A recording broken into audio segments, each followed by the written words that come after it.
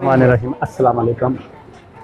मैं उम्मीद करना जितने मेरे व्यूवर और यूट्यूब चैनल देखने वाले सब खैरियत नाल होंगे। मेरिया दुआवां हमेशा तुहाडे नाल रहंदियां। मैं इस वक्त बिल्कुल एक तेल मेहंदी का फंक्शन है, उस जगह पर मैं मौजूद हाँ। अज बड़ा जोड़ा बिग प्रोग्राम है, बहुत बढ़िया। और मेरे साथ महाराज की अज तेल मेहंदी है बाबर, ठीक है। ये कह रहा बार बार मैंने कह रहा कि मैं गलबात नहीं करनी। मैं चलो मैं कहना तेरी गलबात करवाना। तो और मेहंदी का फंक्शन तकरीबन शुरू हो गए है, पहली मेहंदी आवन लगी है और थोड़ी देर बाद बड़ा बिग प्रोग्राम अज भांगड़े भी होंगे और बड़े मज़े की वीडियो है।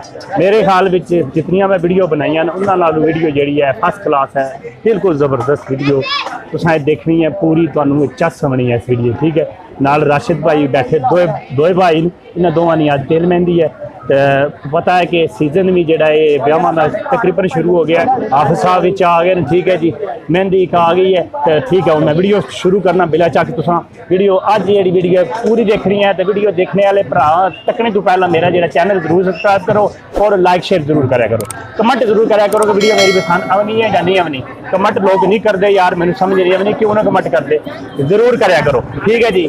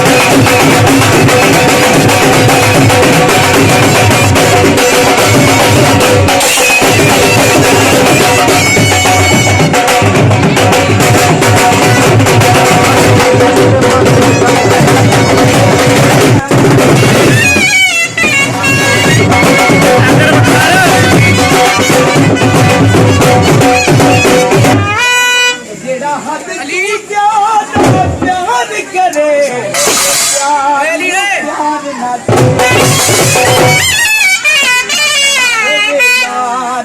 दे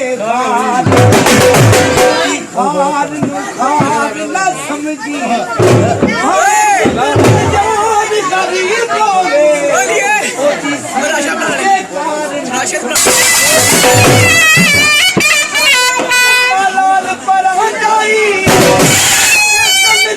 माफ चकाए बंदा फुल गौड़ा साडा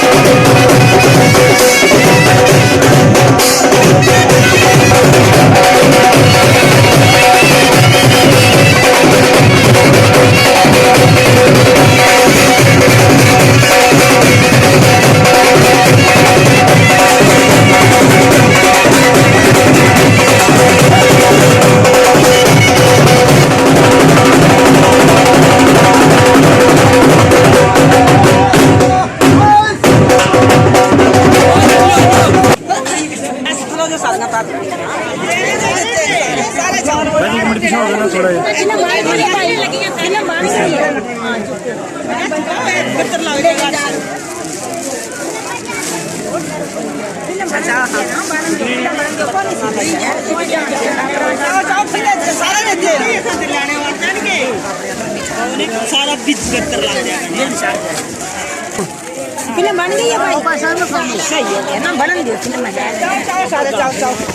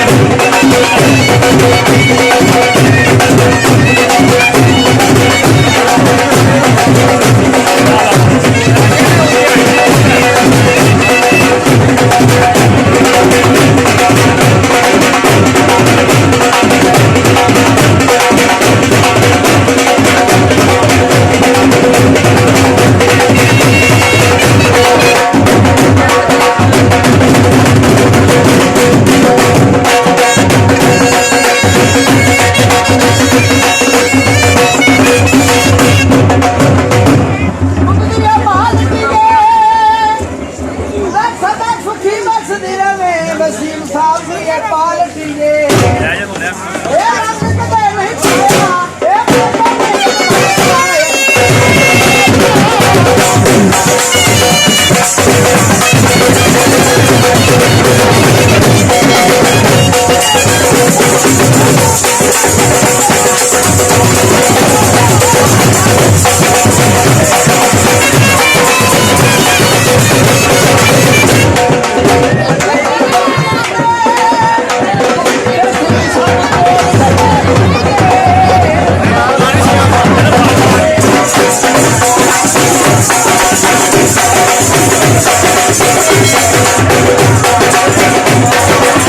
मेरे चैनल देखने वाले लोग मैं एक गल बताना चाहना कि बारिश बड़ी तेज तक को लगी है। कितनी तेज बारिश काफ़ी सारी